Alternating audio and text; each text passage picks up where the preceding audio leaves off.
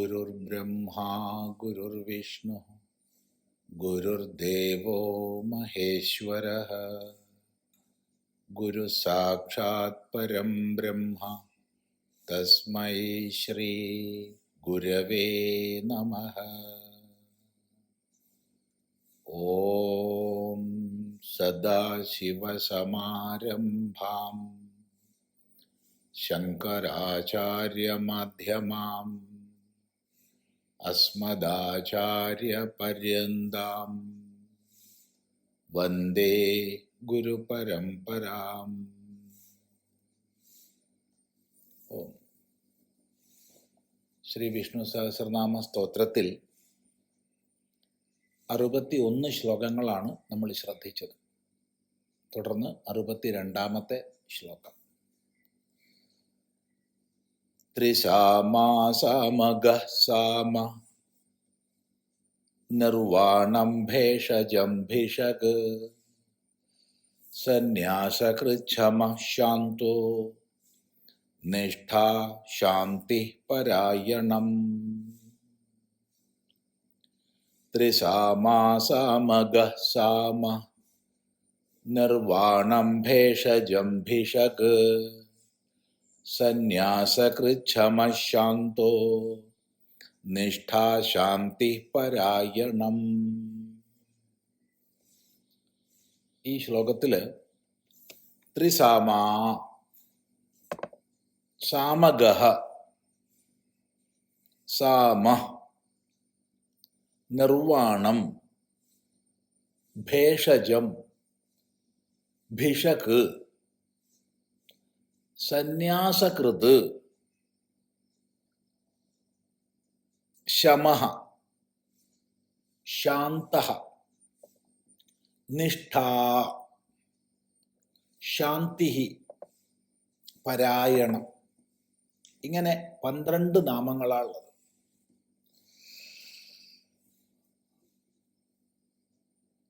ആദ്യം തന്നെ ത്രിസാമ. ത്രിസാമ എന്ന് പറയുമ്പോൾ ത്രിസാമങ്ങളെ കൊണ്ട് സ്തുതിക്കപ്പെടുന്നവൻ എന്ന് സാമാന്യമായ അർത്ഥം പറയാം.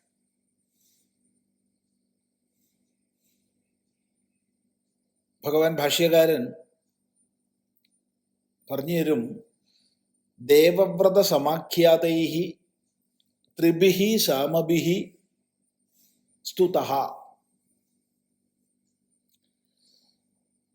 ദേവവ്രത സാമങ്ങൾ, ദേവവ്രത സാമം എന്ന് പറയുമ്പോൾ അതിൽ 3 മന്ത്രങ്ങളാണ് അടങ്ങിയിട്ടുള്ളത്.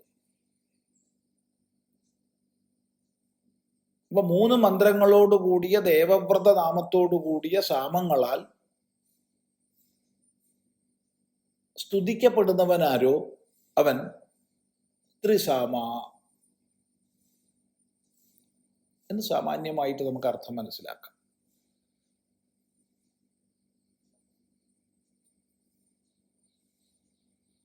അതുപോലെ തന്നെ അത്യന്ത ശ്രദ്ധയോടുകൂടി സാമങ്ങളാൽ സർവകാലങ്ങളിലും ഉപാസിക്കപ്പെടുന്നവൻ, ഭൂതത്തിൽ ഉപാസിക്കപ്പെട്ടു, വർത്തമാനത്തിൽ ഉപാസിക്കപ്പെടുന്നു, ഭാവിയിൽ ഉപാസിക്കപ്പെടും. ഇങ്ങനെ കാലാതീതമായി സാമത്താൽ ഉപാസിക്കപ്പെടുന്നവൻ ത്രിസാമ. കൂടുതൽ സ്വീകാര്യം ത്രിസാമങ്ങളാൽ സ്തുതിക്കപ്പെടുന്നവൻ എന്നുള്ള അർത്ഥമാണ്. തുടർന്ന് സാമഗഃ. സാമഗഃ, സാമഗഃ എന്ന് പറയുമ്പോൾ സാമഗാനം ചെയ്യുന്നവൻ എന്നർത്ഥം പറയാം. സാമങ്ങളാൽ ഗമിക്കത്തക്കവൻ എന്നർത്ഥം പറയാം. സാമഗാനത്താൽ സ്തുതിക്കപ്പെടുന്നവൻ എന്നർത്ഥം പറയാം. അപ്പൊ ആദ്യം തന്നെ നമുക്ക് സാമഗാനം ചെയ്യുന്നവൻ എന്നെടുക്കാം. ഇപ്പൊ സാമത്തെ ഗാനം ചെയ്യുന്നവൻ സാമവേദ പണ്ഡിതൻ, സാമഗാന നിപുണൻ. അവിടെ വിദ്വാനും ഈശ്വരനും തമ്മിലുള്ള അനന്യത മുൻനിർത്തി സാമഗാനം ചെയ്യുന്നതും ഭഗവാൻ തന്നെ എന്ന് സങ്കല്പിക്കുക. രണ്ടാമതായിട്ട് സാമങ്ങളെ കൊണ്ട് ഗമിക്കത്തക്കവൻ എന്ന് പറയുമ്പോൾ സാമമന്ത്രങ്ങളെ കൊണ്ട്, സാമമന്ത്ര ഗാനം കൊണ്ട് ആരെ പ്രാപിക്കാമോ, ആരിലേക്ക് ഗമിക്കാമോ ആ പരമേശ്വരൻ നാരായണൻ സാമഗഹ എന്ന് പറയും. സാമങ്ങളെ കൊണ്ട് ഗമിക്കത്തക്ക. ഇനി സാമശബ്ദത്തിന് സാമവേദം എന്നർത്ഥം പറയാതെ സമത്തിന്റെ ഭാവം എന്ന് പറയാം. അപ്പൊ സർവത്തിലും സമദൃഷ്ടിയുള്ളവർ, സർവത്ര സമദൃഷ്ടിയുള്ളവർ, സർവഥാ സമദൃഷ്ടിയുള്ളവർ, അങ്ങനെ സമദൃഷ്ടിയുള്ളവരാൽ ഗമിക്കപ്പെടുന്നവൻ എന്ന് നമുക്ക് അർത്ഥം പറയാം. സാമഗഹ.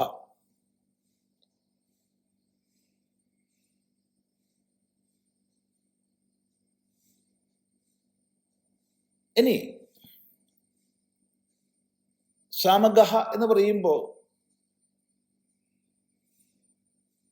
സാമഗാനത്തിലൂടെ സ്തുതിക്കപ്പെടുന്നവൻ. ആരാണോ സാമഗാനങ്ങളെ കൊണ്ട് സ്തുതിക്കപ്പെടുന്നവൻ അങ്ങനെയുള്ളവൻ എന്ന് പറയാം. ഇപ്പൊ സാമഗാനം ചെയ്യുന്നവൻ, സാമങ്ങളെ കൊണ്ട് ഗമിക്കത്തക്കവൻ, സാമഗാനത്താൽ സ്തുതിക്കപ്പെടുന്നവൻ. ഇങ്ങനെ മൂന്നർത്ഥങ്ങൾ നമുക്ക് എന്തായാലും സാമാന്യമായിട്ട് മനസ്സിലാക്കാം. വിശേഷമായിട്ട് സമഭാവനായുക്തന്മാരാൽ ഗമിക്കത്തക്കവൻ എന്നർത്ഥം പറയാം. ഇങ്ങനെ സാമഗഹ എന്നുള്ളത് സൂക്ഷ്മമായി ചിന്തിക്കും തോറും അനേക അർത്ഥങ്ങൾ നമുക്ക് കണ്ടെത്താവുന്നതാണ്. തുടർന്ന് സാമശബ്ദം കൊണ്ട് വേദത്തിന്റെ ഗാനാത്മകങ്ങളായ മന്ത്രങ്ങളെ അർത്ഥമാക്കുന്നു. അപ്പോൾ ഒന്നുകിൽ സാമവേദം എന്ന് പറയാം, അല്ലെങ്കിൽ മൊത്തം വേദത്തിലെ ഗാനാത്മകങ്ങളായ സകല മന്ത്രങ്ങളെയും സാമശബ്ദം കൊണ്ട് പറയാം. സമഭാവത്തോടു കൂടിയത്.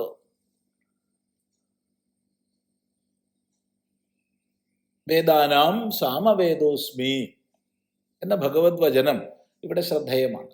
വേദങ്ങളിൽ ഞാൻ സാമവേദമാകുന്നു. എല്ലാ വേദങ്ങളും ഒരുപോലെ ശ്രേഷ്ഠങ്ങളാണെങ്കിലും സംഗീത പ്രാധാന്യം കൊണ്ട് സാമത്തിന് മഹിമ ഏറെയുണ്ട്. അതുകൊണ്ടാണ് വേദങ്ങളിൽ ഞാൻ സാമവേദമാണ് എന്ന് ഭഗവാൻ പറയുന്നത്. ഇപ്പൊ സാമവേദ സ്വരൂപനായവൻ സാമ. ത്രിസാമ, സാമഗഹ, സാമ. നിർവാണം. നിർവാണ ശബ്ദത്തിന് മോക്ഷം എന്നാണ് അർത്ഥം. നിർവാണം മോക്ഷം. നിർവാതി ബന്ധനാനി എന്ന് നമുക്ക് അർത്ഥം പറയാം. എല്ലാ ബന്ധനങ്ങളും നിശേഷേണ ഒഴിയുന്ന, വിട്ടുപോകുന്ന അവസ്ഥയാണ് നിർവാണം, മോക്ഷം. ഭഗവാൻ ഭാഷ്യകാരൻ പറയുകയാണ്, സുഖദുഃഖോപശമ ലക്ഷണം പരമാനന്ദ രൂപം നിർവാണം. സുഖം ദുഃഖം തുടങ്ങിയ സകല ദ്വന്ദ്വങ്ങളും ഒഴിഞ്ഞ പരമാനന്ദ രൂപമാണ് നിർവാണം. അതായത് ജീവിതത്തിൽ എല്ലാ ദുഃഖങ്ങളും ഒഴിഞ്ഞ മുക്തസ്ഥിതിയാണ് നിർവാണം. നിർവാതി ബന്ധനാനി ദ്വന്ദ്വാനി എന്നൊക്കെ അർത്ഥം പറയാം. നിർവാണം. നിർവാണ ശബ്ദം വേദത്തിൽ പല സന്ദർഭങ്ങളിൽ വന്നിട്ടുള്ളതാണ്. അതുപോലെ തന്നെ ഇതിഹാസ പുരാണാദി വാങ്മയത്തിൽ നിർവാണ ശബ്ദം പലയിടങ്ങളിൽ ആവർത്തിക്കപ്പെട്ടിട്ടുണ്ട്. ഇത് സൂചിപ്പിക്കുന്നതിന് ഹേതു, ഇന്ന് സമീപ കാലഘട്ടത്തിൽ നമ്മുടെ സമാജത്തിൽ ഒരു വിഭ്രമം ഉണ്ടാക്കുന്നതിന് വേണ്ടി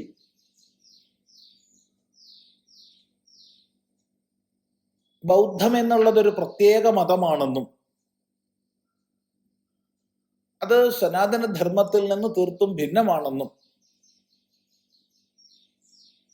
അതുപോലെ വൈദികങ്ങളായ പല സംജ്ഞകളും ബൗദ്ധങ്ങളാണെന്നും പ്രചരിപ്പിക്കുന്ന ഒരു രോഗം വർദ്ധിച്ചു വരുന്നുണ്ട്. അത് കേവലം സമാജത്തെ ഭ്രമിപ്പിക്കാൻ വേണ്ടിയിട്ടാണ്. അങ്ങനെയുള്ള പലരും നിർവാണം, ശരണം തുടങ്ങിയ ശബ്ദങ്ങളൊക്കെ ബൗദ്ധ ശബ്ദങ്ങളാണ്, അതൊന്നും വേദാനുകൂലമല്ല, അതൊന്നും വൈദികമല്ല, അത് പിൽക്കാലത്ത് വന്നതാണ് എന്ന് പ്രചരിപ്പിക്കുന്നുണ്ട്. ഇവിടെ സജ്ജനങ്ങൾ നല്ലപോലെ വിചാരം ചെയ്യുക. നിർവാണം, ശരണം തുടങ്ങിയ ശബ്ദങ്ങളൊക്കെ വേദത്തിൽ, വൈദിക ശാസ്ത്രങ്ങളിൽ, മന്ത്രശാസ്ത്രങ്ങളിൽ, ഇതിഹാസ പുരാണാദികളിൽ എന്നല്ല വേദത്തിൽ തന്നെ അനേക പ്രാവശ്യം ആവർത്തിക്കപ്പെട്ടതാണ്. ഒന്ന്. രണ്ട്, ഇതിഹാസ പുരാണങ്ങളുടെ കാലഘട്ടത്തിനും ശേഷമാണ് ശ്രീബുദ്ധന്റെയും തുടർന്ന് ബൗദ്ധ സമ്പ്രദായത്തിൻ്റെയും വികാസം ഉണ്ടായത്. മൂന്നാമതായിട്ട് ഏറ്റവും ശ്രദ്ധേയമായ വിഷയം, ബൗദ്ധം എന്നുള്ളതൊരു പ്രത്യേക മതമല്ല, അത് സനാതനധർമ്മത്തിൻ്റെ ഒരു നവീകരണ പ്രസ്ഥാനം മാത്രമായിരുന്നു. എപ്രകാരമാണോ ശൈവം, വൈഷ്ണവം, ശാക്തേയം, ഗാണപത്യം, സൗരം, സ്കാന്തം തുടങ്ങിയവയൊക്കെ ഈ വേദകൽപ്പവൃക്ഷത്തിൻ്റെ ഭാഗങ്ങളായി നിലനിൽക്കുന്നത്, അതുപോലെ തന്നെയാണ് ബൗദ്ധം, ജൈനം തുടങ്ങിയവ. അവ ഈ സനാതനധർമ്മത്തിൻ്റെ തന്നെ അവാന്തര ഭാഗങ്ങളാണ്, അല്ലെങ്കിൽ ഭാവങ്ങളാണ്. ഓരോ കാലഘട്ടത്തിൽ ധർമ്മ സംസ്ഥാപനത്തിന് വേണ്ടി, വ്യവസ്ഥാ ശുദ്ധീകരണത്തിന് വേണ്ടി, നമ്മളിൽ വന്നു ചേർന്ന പല തെറ്റിദ്ധാരണകളെയും നീക്കുന്നതിന് വേണ്ടി അതത് കാലത്ത് ആവിർഭവിച്ച ആചാര്യന്മാരാൽ ഉപദേശിക്കപ്പെട്ടതും പിന്നീട് പരമ്പരയാ വ്യാപിക്കപ്പെട്ടതുമാണ്. ഇത് പ്രത്യേകം നമ്മുടെ ഒരു ശ്രദ്ധ ഉണ്ടാവേണ്ടുന്ന വിഷയമായതുകൊണ്ടാണ് സാന്ദർഭികമായി പറഞ്ഞത്. ഏതായാലും നിർവാണം, മോക്ഷം. തുടർന്ന് ഭേഷജം. ഭേഷജം ഭേഷജം എന്നുള്ളതിന് സാമാന്യാർത്ഥം ഔഷധം എന്ന് പറയാം, രോഗനിവാരണാർത്ഥമുള്ള ഔഷധം. ഇപ്പൊ ഭഗവാൻ എങ്ങനെയാണ് ഔഷധമാകുന്നത്, മരുന്നാകുന്നത്? ഈ സംസാര രോഗമാകുന്ന മഹാരോഗത്തിന്, ജന്മമൃത്യു ജരാവ്യാധി ദുഃഖങ്ങൾക്കെല്ലാം തന്നെ ആത്യന്തികമായ ഔഷധം ഭഗവാൻ മാത്രമാണ്, ഭഗവത് ചിന്ത മാത്രമാണ്, ഭഗവത് സ്വരൂപജ്ഞാനം മാത്രമാണ്. അതുകൊണ്ട് ഭഗവാനെ ഭേഷജം എന്ന് വിളിക്കുന്നു. തുടർന്ന് ഭിഷക് എന്ന് പറയുകയാണ്. ഭിഷക് വൈദ്യനാണ്. ഔഷധം ഭഗവാൻ എന്നതുപോലെ വൈദ്യനും ഭഗവാനാണ്.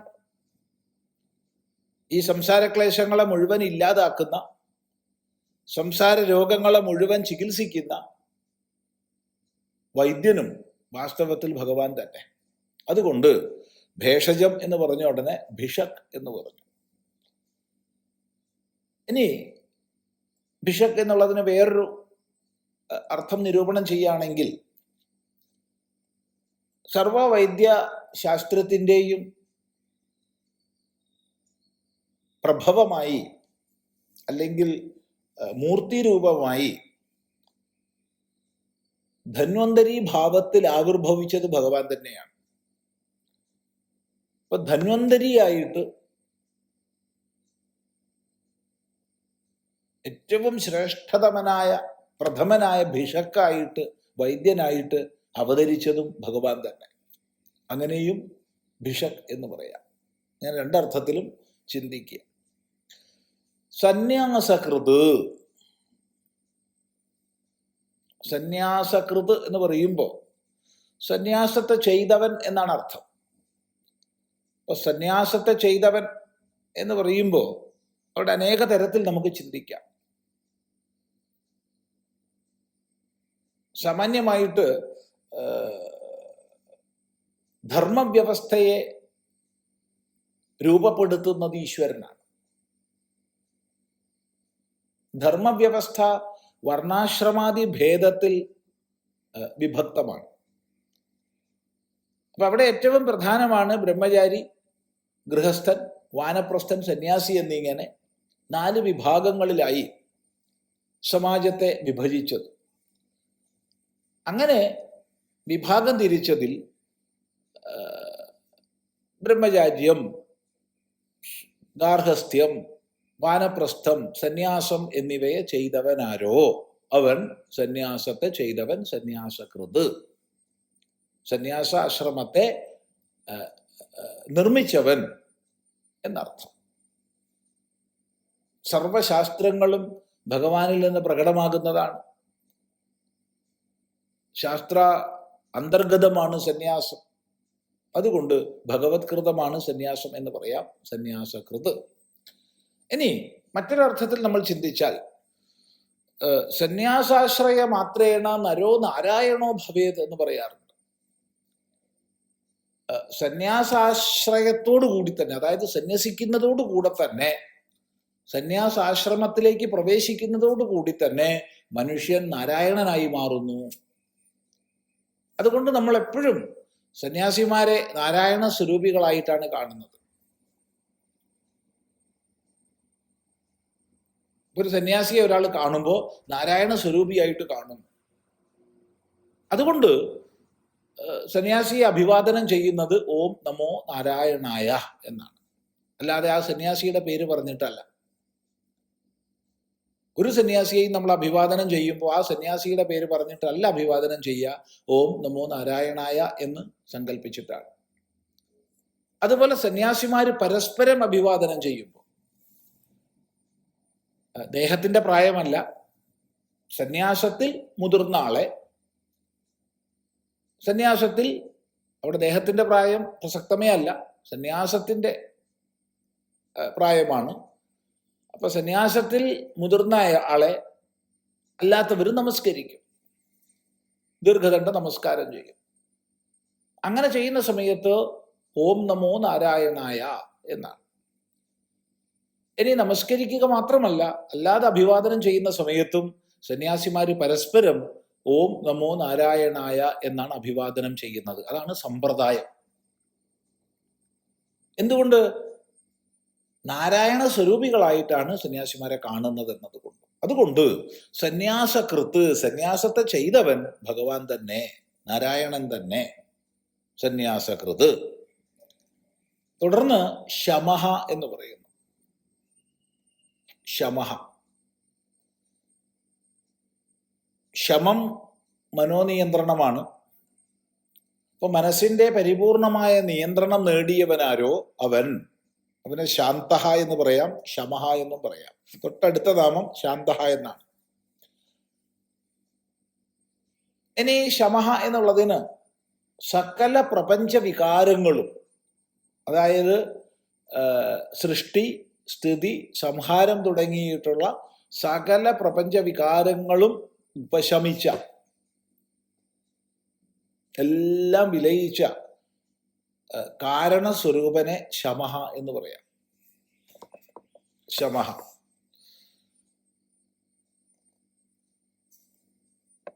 ഭഗവാൻ ഭാഷ്യകാരൻ സന്യാസിനാം പ്രാധാന്യേന ജ്ഞാനസാധനം ശമം ആചഷ്ടൈതി ശമഃ എന്ന് പറയുന്നു.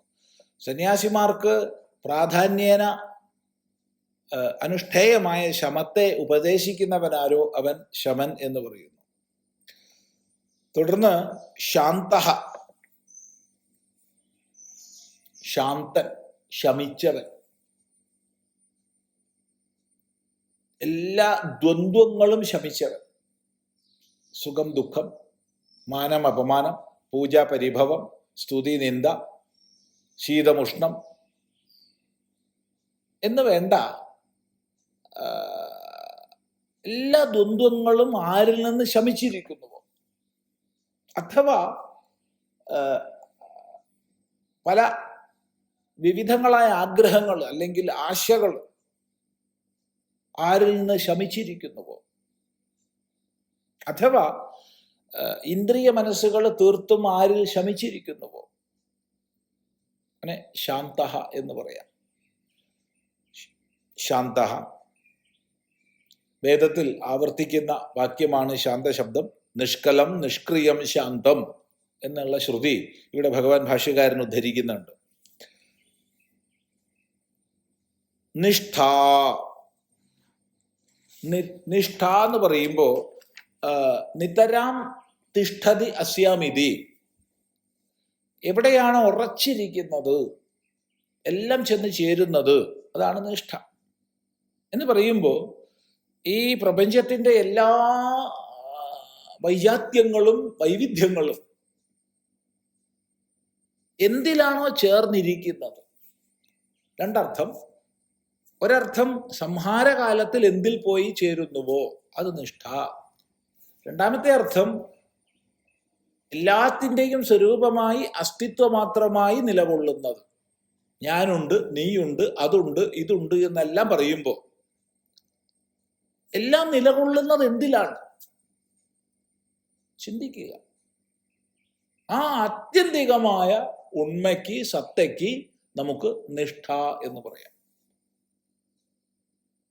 നിഷ്ഠ. ശാന്തി. ശാന്തി എല്ലാ ദുഃഖങ്ങളുടെയും ഉപശമം. ആധ്യാത്മികം, ആദിഭൗതികം, ആദിദൈവികം തുടങ്ങിയ സകല ദുഃഖങ്ങളെയും ഇല്ലാതാക്കുന്ന അല്ലെങ്കിൽ ഇല്ലാതായ അവസ്ഥ. ശാന്തിയുടെ ശാന്തതയുടെ അവസ്ഥയാണ് ശാന്തി. പരായണം. പരമമായ അയനം. അയനം സ്ഥാനമാണ്, അയനം ഗമനമാണ്. ഇണ് ഗതൗ എന്നുള്ള ധാതുവിൽ നിന്ന് അയന ശബ്ദം നമുക്ക് സിദ്ധമാക്കാം. അതായത് എല്ലാവർക്കും ചെന്ന് ചേരേണ്ടുന്ന സ്ഥാനം ഏതോ അതാണ് പരായണം. അഥവാ പരമമായ ഗമനം, ഗതി. സകല ദുഃഖ നിവൃത്തിക്കായിക്കൊണ്ട് ആരിലേക്ക് ഗമനം ചെയ്യണമോ പല അയനങ്ങളുണ്ട്. അതെല്ലാം ആപേക്ഷികങ്ങളാണ്. എന്നാൽ പരമമായ അയനം, മോക്ഷപ്രദമായ ഗമനം ആരിലേക്കോ അവൻ പരായണം. നമ്മൾ പലവരും ചിന്തിച്ചിട്ടുണ്ട്, സഹസ്രനാമത്തിൽ പുല്ലിംഗത്തിലും സ്ത്രീലിംഗത്തിലും നപുംസകലിംഗത്തിലും പദങ്ങളുണ്ട്. എവിടെ നപുംസകലിംഗ പ്രയോഗം കാണുന്നുണ്ടോ അവിടെയൊക്കെ പരബ്രഹ്മം എന്നുള്ള അർത്ഥം എടുക്കണം എന്നുള്ളത് പറഞ്ഞിട്ടുണ്ട്. അപ്പോൾ ആ പരബ്രഹ്മം തന്നെയാണ് പരമമായ അയനം, അത് തന്നെയാണ് ഭഗവത് രൂപം എന്ന് കാണിക്കുകയാണ്. ഈ ശ്ലോകത്തില് ത്രിസാമ, സാമഗഹ, സാമ, നിർവാണം, ഭേഷജം, ഭിഷക്, സന്യാസകൃത്, ശമഃ, ശാന്തഃ, നിഷ്ഠ, ശാന്തി, പരായണം. ഇത്രയും നാമങ്ങളാണ്. തുടർന്ന് നമുക്ക് അടുത്ത പ്രാവശ്യം ശ്രദ്ധിക്കാം.